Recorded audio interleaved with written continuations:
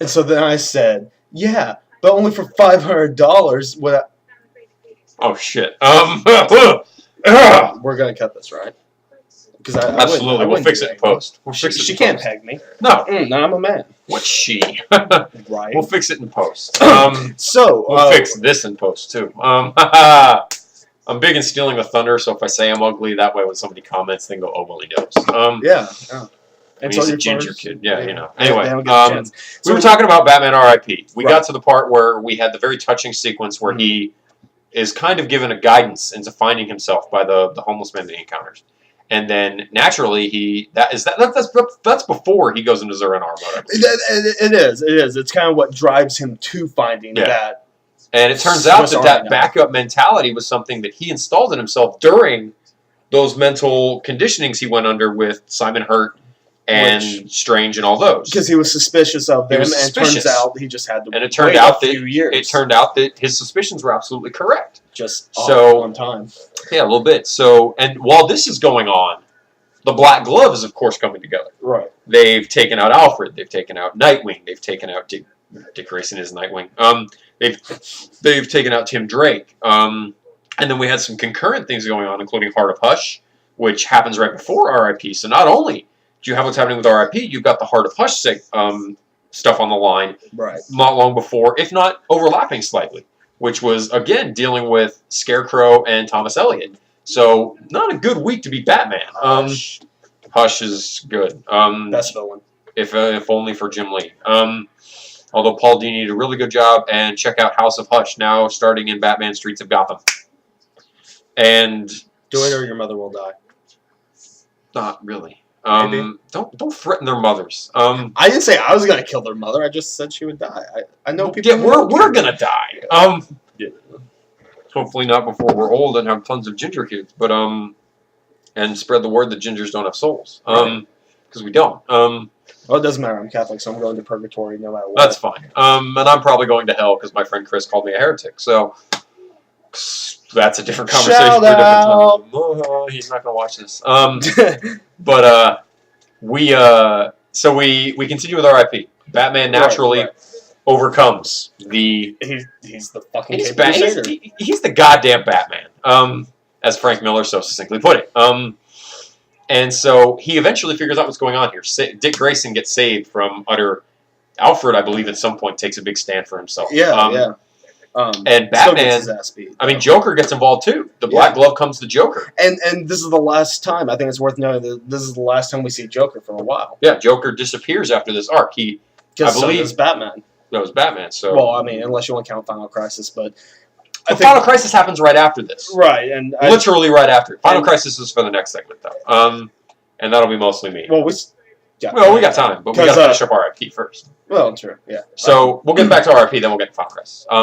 So R.I.P., we get Batman finally comes back and confronts the Black Glove, but they bury him alive. Alive. In a coffin. Well, I guess it's the only way you can bury someone alive. Well, I guess you could bury them without a coffin, but, that's just messy. Yeah. And at this point, isn't Joker the one that's telling them Batman's going to overcome this? Yeah. Joker's almost the guy from almost moment one knows that whatever the Black Glove is trying to do to Batman, it won't work. We can almost assume that it may be he needs to believe this because, two sides of the same coin. You okay there? Wardrobe malfunction. Oh, nice. Yeah. Is that a button? No, I don't know what that was. Might have been the chair for all I know. Who knows? Anyway, you broke my chair, you're paying for it. No, I'm just kidding. It looks like it works. Might have just been the pop or something. Who knows? But, so Batman, of course, overcomes the odds that the Black Glove puts in front of him. Jezebel Jet did betray him. And she gets dealt with. At the end of this, the Black Glove is essentially dismantled. Well, yeah. For the most part. Some of them turns out. But the big culmination comes when Batman, fully in his right... Well, not necessarily fully in his right... But aware. Yeah. Not necessarily fully in his right mind. You'd argue that Batman's never in his right mind. He triumphs over what's going on. Not really triumphs, even. He finally deals with everyone. Gets everyone... Well, everyone's safe. Gets Commissioner Gordon to safety. Damian... Everybody has their part to play. So Batman finally has the final confrontation with Simon Hurt, who actually has one of the 3 Batman replacements piloting the plane. I believe it's Michael Lane.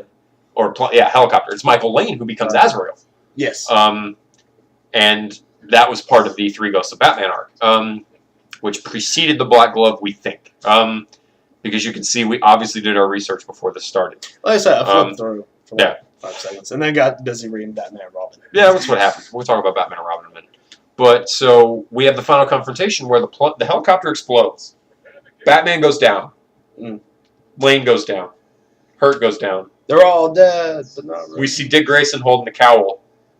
And that's where the problem comes, is because that's where R.I.P. really ends. Yeah, and it's not a satisfying ending by any sense of the term. Well, like I was trying to say in the first cut,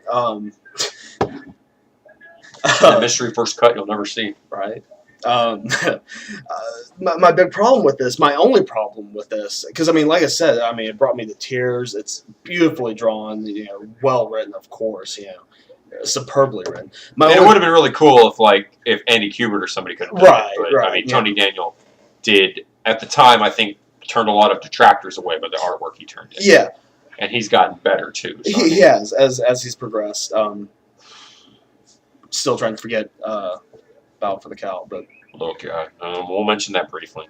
Do we have to? We'll talk about it briefly. But R.I.P.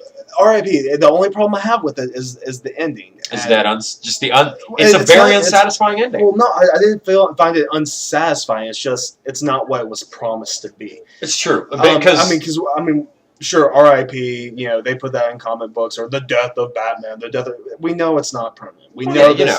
And I mean that's something that even Marvel was doing. They had an Iron Fist story that was the last Iron Fist story, or the mortal Iron, or like the death of Moon, and you're just like, it's not the death of these characters.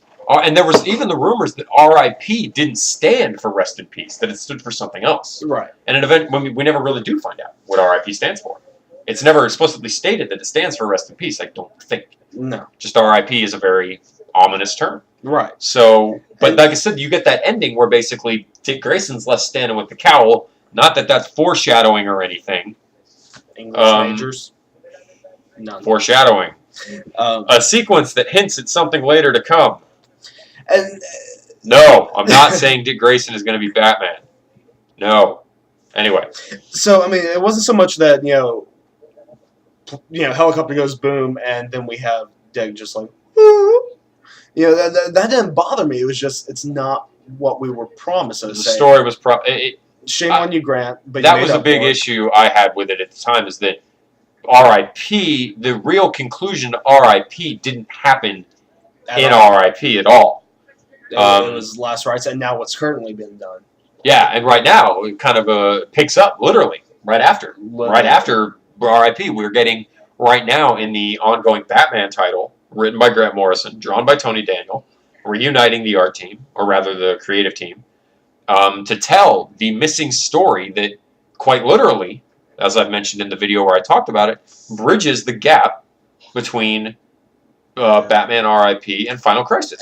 And someone would like to bring up, you said in your blog that you think it's superfluous. It's almost unnecessary. Like I said, not to say it's bad, but it almost is unnecessary. I mean, it's a great story. And I actually completely disagree. I mean, sure, anyone can figure out what happened unless, you still breastfeed and your mother drinks a fifth of Jack every day. Well, like I said, maybe they're not the world's greatest detective. Maybe they didn't know. Some people don't like to look under the surface. But at the same time, I mean, granted, that's my nature, that's my major, that's what I do. But at the same time, sometimes I don't want to have to think. Sometimes I don't want to have to dig. Sometimes the harmless movies are the best kind. Exactly. Just kind of dealing with... Harmless but dumb. Dumb but harmless, yes. Dumb but harmless. And I mean, but like you said, Batman 701 telling that story is... And again, if you read Last Rites, which kind of comes after that, we'll talk about that in the next segment briefly with Final Crisis. Briefly, again, before we briefly talk about all the Cowl, then get into Batman and Robin, the real meat and potatoes of this. We, with 701, he's an actor, and so 701 goes right from the end of R.I.P. to the beginning of Final Crisis. I mean, we have started Final Crisis by the end of 701, and it's very, very simple. Batman gets out of the fucking water, goes into the Batcave, after he recovers for like 6 days. Which I probably need longer, honestly. And so we come out of that, and so that will wrap up this segment talking about Batman R.I.P. and we'll conclude that a little bit in the next segment.